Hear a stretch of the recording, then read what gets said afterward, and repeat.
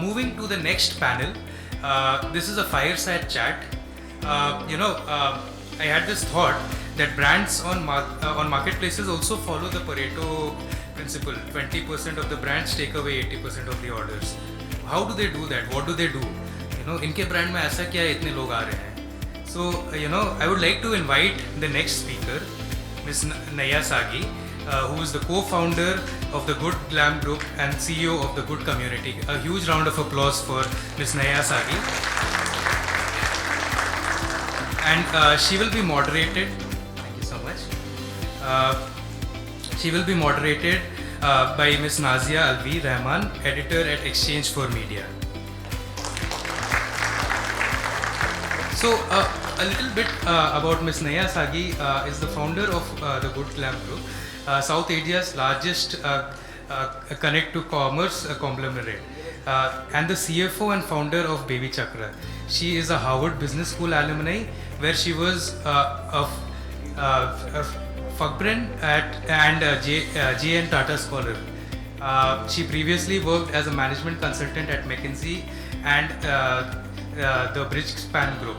A huge round of applause, guys. We would like to take this chat over and Ms. Nazia Alvi to take this over. Thank you so much.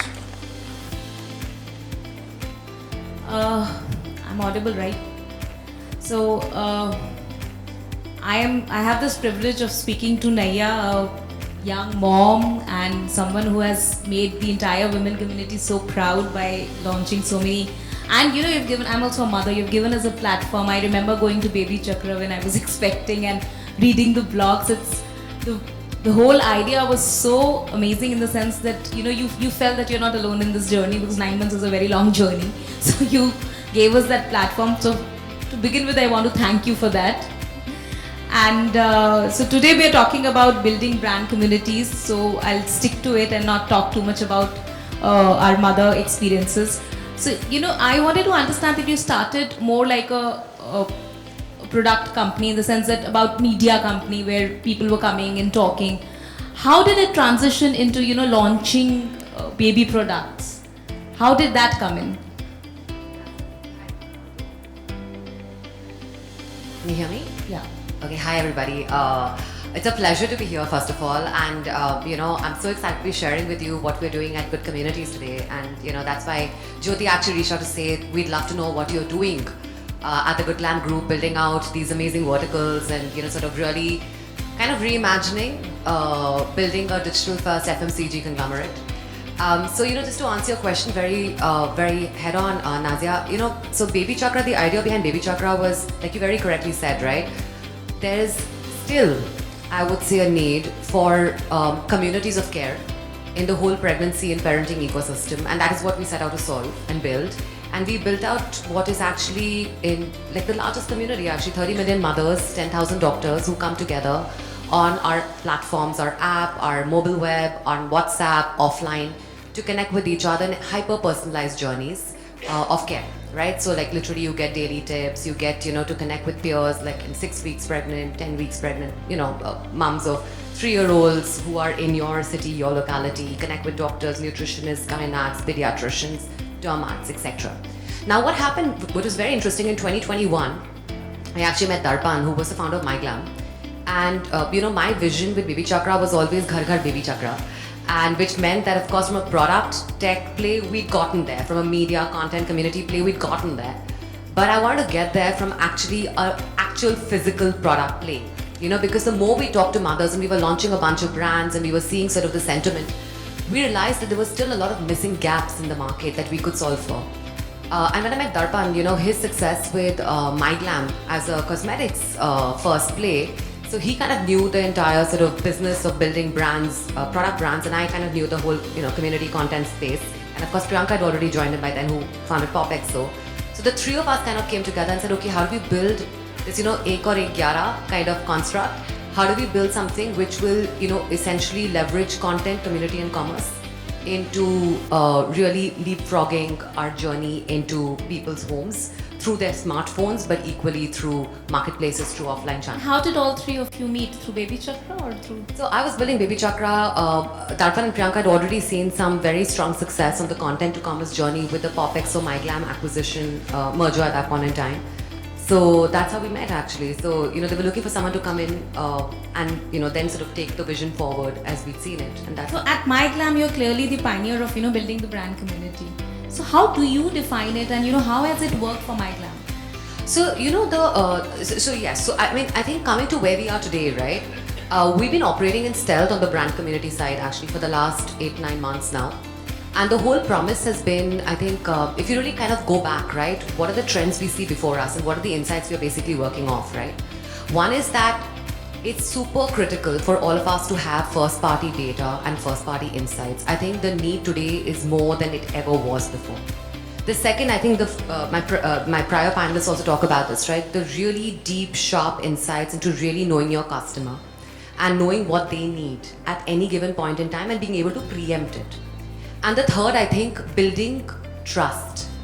So, you know, we were able to reach a very large top of the funnel with content, and we were of course able to then supplement that with distribution across online, offline platforms, etc.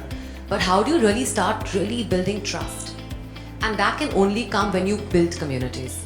So all these three problem statements were these insights we saw the shifts happening. And, you know, we basically said communities are the future of the internet. They are the future of digital first FMCG brands. And we have to play in that. So we took the learnings that we had of Baby Chakra, which was that communities get built among strangers as well when there are three components. One, when there is, of course, some like-mindedness, right? And that like-mindedness can come from, you know, either that you're in the same locality, that if I'm in the same city as you, there's this whole Bombay, you know, connect, or Delhi connect, or Calcutta connect, right? So locality is super critical. Second is deep interest. You and I connected immediately because motherhood was a deep interest. Right? Someone else might connect very deeply with someone else because they're like, you know what, mindfulness or holistic living or organic ways of living is a very deep interest for them. You know, someone else might connect very deeply saying, you know, positive sexuality is a deep interest. So deep interests are super, super critical. And the third is credibility of the community members. And that basically comes from peers who are experts, but also experts who actually become part of the community. So we have, of course, 10,000 doctors we have from Baby Chakra from before, but we've also brought in our makeup artists, brought in dermats, brought in nutritionists, brought in fellow moms, right, into the community to basically create very, very high trust from other peers and experts in this entire mix. So that's really been the evolution of building out brand communities. I think overall, you know, today the paradigm we live in, brand communities can't just live online. I think that's the reality. So of course, while our apps, all of our brand apps actually have a community stack in them, which is powered by machine learning, highly personalized, highly relevant to everybody who uses them. We also have two other partnerships. One is actually a partnership with Meta. So we have a strategic partnership with WhatsApp. So, you know, WhatsApp launched communities. We have early dev app access. We have a lot of other sort of tools, admin tools, etc. access with WhatsApp on building out WhatsApp communities. And the third, of course, is offline. You know, so today we are doing, you know, hundreds of meetups every quarter across all of our communities, be it the Glam Fam, which is the beauty community, Mom Stars, a mom's community, Sirona Circle, which is the positive sexuality, intimate hygiene community, and also the Organic Spot, which is the mindfulness and you know, holistic living community across multiple cities across India. So Naiyya, all that you're talking about is a very, in my understanding, a very metro and, you know, Delhi, Bombay, like you said, kind of a thing. How do you plan to penetrate into tier 1 and tier 2 markets? No, that's where the maximum demand is actually coming from. Is it? So you'd be super surprised whenever we do our meetups in smaller towns, and well, you know, the aspiration is already set. See, the reality of today's consumer is they are already online in meaningful ways. They already have their aspirations set by what they see online, right? So the conversation that we have with the consumers, even in, you know, tier 1, tier 2, right, and in much smaller cities, I mean, it's basically very similar in terms of aspiration. Now, what these offline meetups end up doing, or what these online communities end up doing, is fueling that aspiration or meeting that aspiration in many ways. Have you been able to set up these communities in tier 1 and tier 2 also? Absolutely, absolutely. So we are today present across all 4 of our communities across at least 30 cities in India, and at sizable scale. And I think the whole idea behind this is that, of course, each of the cities we've picked are strategic to our brands today, right? Or to our brand partners, external brand partners we work with. But the whole point is that we have to percolate, and that's where the need is like the most unmet. in some sense, right? And I'll give you an example, right? So we do on our GlamFam, on the app and on our WhatsApp groups and also offline, we do a lot of makeup workshops, a lot of like makeovers, right? Where we bring in, of course, the My Glam makeup artists, but we also bring in our partner brands. And what we find is that the hunger to learn on how to be the better version of yourself is so high in tier 2. And that's where our workshops, we have waiting lists of like 500, 600 people for these workshops. So there's a lot of hunger in these regions. I'm also very keen to understand, like you have consumers on, let's say, Baby Chakra. So how do you convert them into consumers on your other platforms like My Glam or Miss Malini? How you have some technology that works for you where you can tap into the consumers which are coming on Baby Chakra and take them to your other websites? Do you have anything in place to do that? So, again, just to, you asked me the question before we started the panel, right? Did we start up Baby Chakra as a blog or what? See, the whole idea behind whatever we do has to be a very strong product first approach, right? So we actually have a combined data stack at the back end that's powering every experience any consumer does on our content assets, on our community assets, on our commerce assets, right? And I think that's where the power of also being like 60% D2C really comes into force, right? Because you actually have so much amazing insight into what your consumers really want from a product perspective, from what they're reading, as well as what kind of conversations they're having. And all of that is being sort of captured, of course, in an anonymized way at the back end. But what ends up happening as a result is across multiple platforms, you kind of have an experience that seems hyper-personalized to you. And that's how it works out. So I'll give you an example, right? And of course, it's getting richer and richer because now the community stack is out of stealth. So we're building it forward. But someone who's, for instance, following a lot of celeb fashion tips on the GlamFam, right? Absolutely, we'll show them Miss Mo Malini content, right? Then we'll show them the Manish Malhotra range on My Glam, or we'll tell them if she's chosen a deep interest of motherhood along with, let's say, beauty, right? Then we'll introduce her to content on the Mom's Co or on Baby Chakra, right? Or what Kareena Kapoor is wearing today. Right, so that is all the linkage. But I think the important thing, if you come back to what I said earlier, right, owning first-party data, owning our consumer, truly owning our consumer, that is, I think, the power it gives us today. Tell us about the Good community that you've recently launched, the WhatsApp thing that has been launched last month, I think. Yes, exactly. So it came out of stealth. So as I mentioned, I think the Good community is actually this, is exactly what we've been actually talking about, which is that how do you create communities of women at scale, which are number one. How are you using WhatsApp? So see, like if you really think about, where people are, and we have this theory with communities called watering holes, right? You have to be where people are, where there's least friction. So the fortunate thing is, of course, on our brand apps, we have a lot of people. So brand apps obviously naturally have a community stack now inbuilt to them, right? Where people can go ask questions, share images, share videos, get like tutorials, connect with other women, connect with makeup artists or doctors as the case may be, right? So the app is a very natural place. So the My Glam app, Sirona app, Organic Harvest app, Baby Chakra app, Mom's Co app, all of them have communities. But the other place where people are actually hanging out already is WhatsApp groups, right? So what we have done is we've actually created locality-wise WhatsApp communities, which are called Baby Chakra Momstars Pune, right? Or GlamFam Bangalore, or Sirona. How do I join it? Only by invite today, because again, I think some of the things that have this data, like you know. Yeah, 100%. So basically, when we launched Good Communities officially, we opened it up for invites at that point in time. Plus, of course, we reached out to our existing customer base, and we basically sent them through CRM an invite saying that because you've already purchased on one of our platforms and we know where you're from, come join our WhatsApp groups. So as a result, what's happened is two things, right? WhatsApp is friction-free. As you all know, right, for people to join. You of course have a very scientific community management process in place, so you kind of know who's joining in and where they're joining in from, etc., etc. But once they join, it's a great way for us to continue engaging people in a deep interest setting, right? They've joined a beauty community, or they've joined a mindful living community, they've joined a motherhood community, and at a localized way. It's been fabulous. It's been fabulous. So actually, right now as we're speaking, we are examining journeys where, and I'll tell you two things we've already started evolving in our ecosystem because of this. One is that, we're actually connecting the dots. So the Good community is kind of powering everything we do today, in some sense, right? And from the back end. I mean, we're still small, but we're still like kind of feeding into every aspect. And I'll tell you how. We were having a chat with our offline team today, and we were saying, listen, can you get us your makeup artists right, to do online tutorials on and makeup workshops on the Good Communities app, on MyGlam as well as on WhatsApp.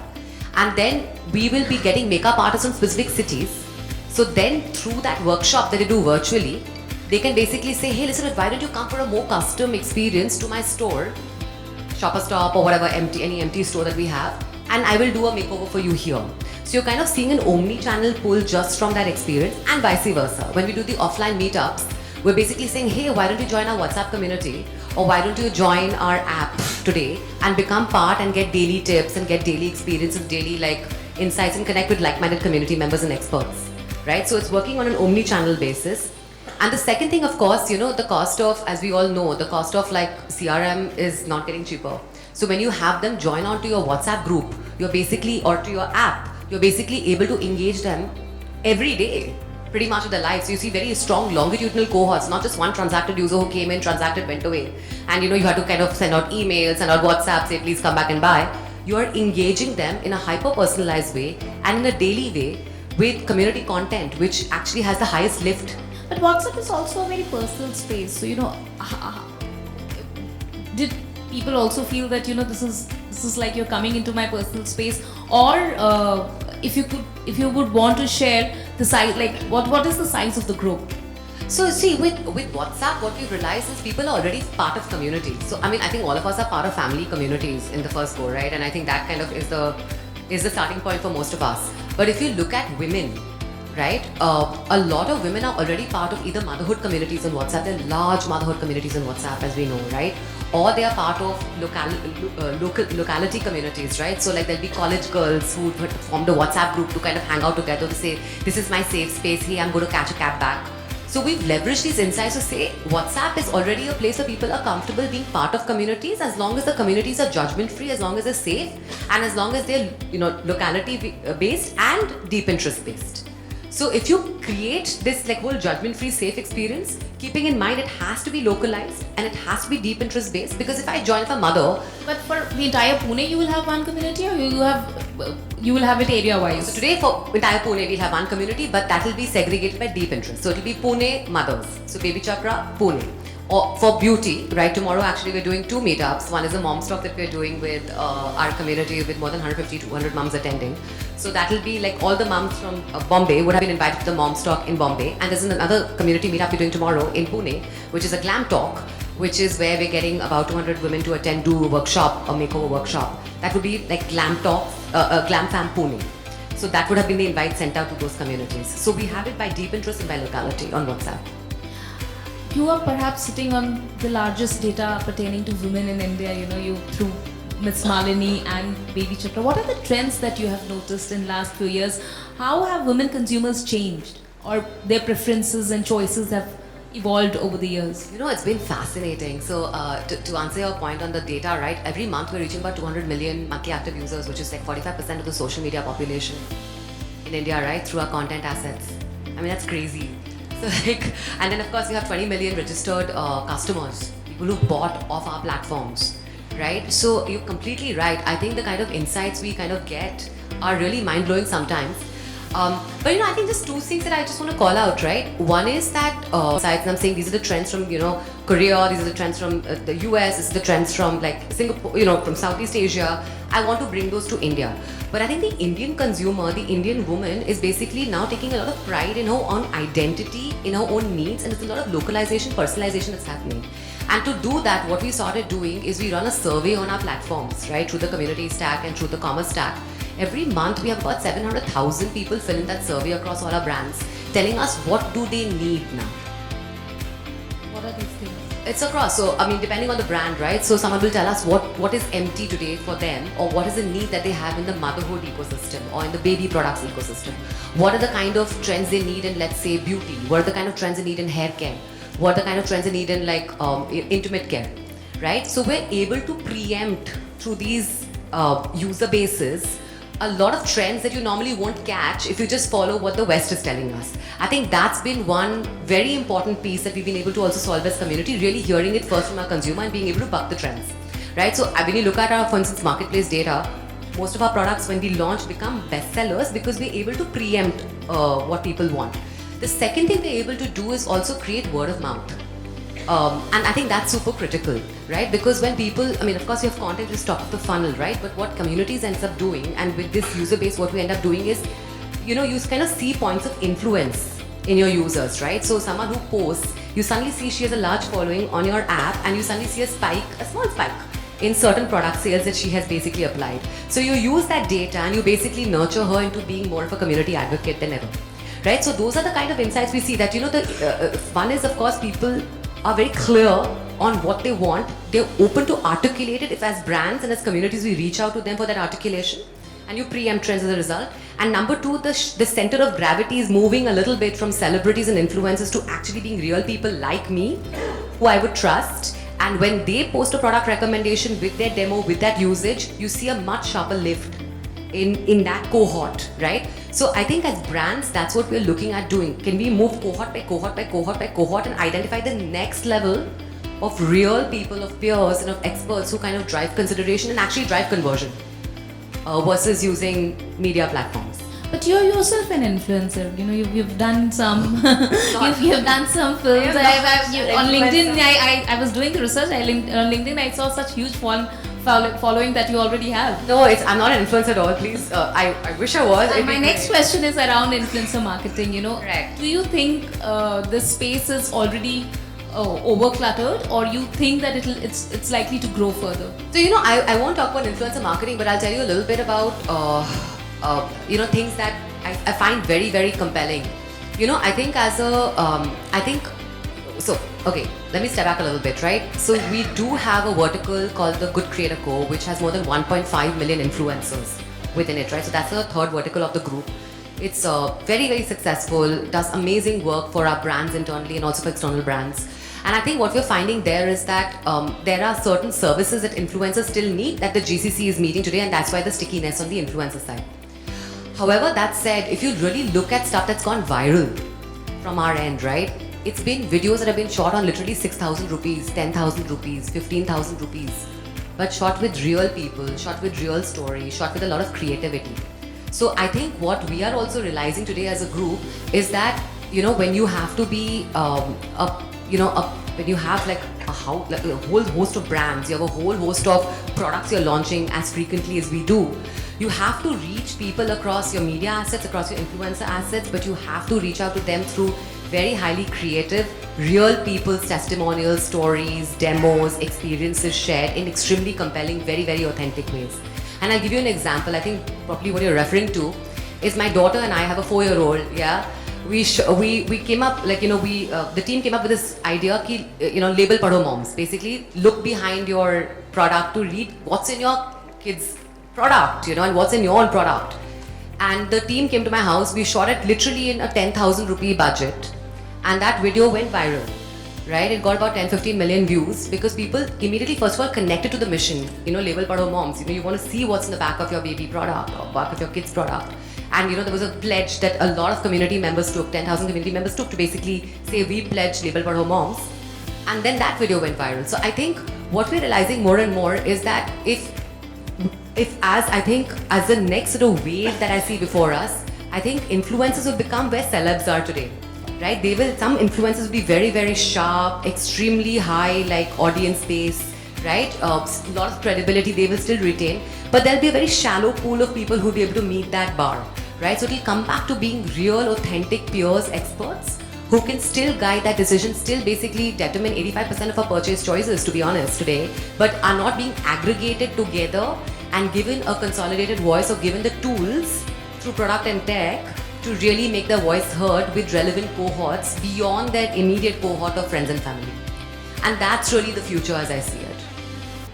Thank you, Naiyya. I'm left with 2 questions, but the time is up, so maybe I'll ask you once we are down. Sure, it'll be my pleasure. Thank you. Thanks a lot for talking to us.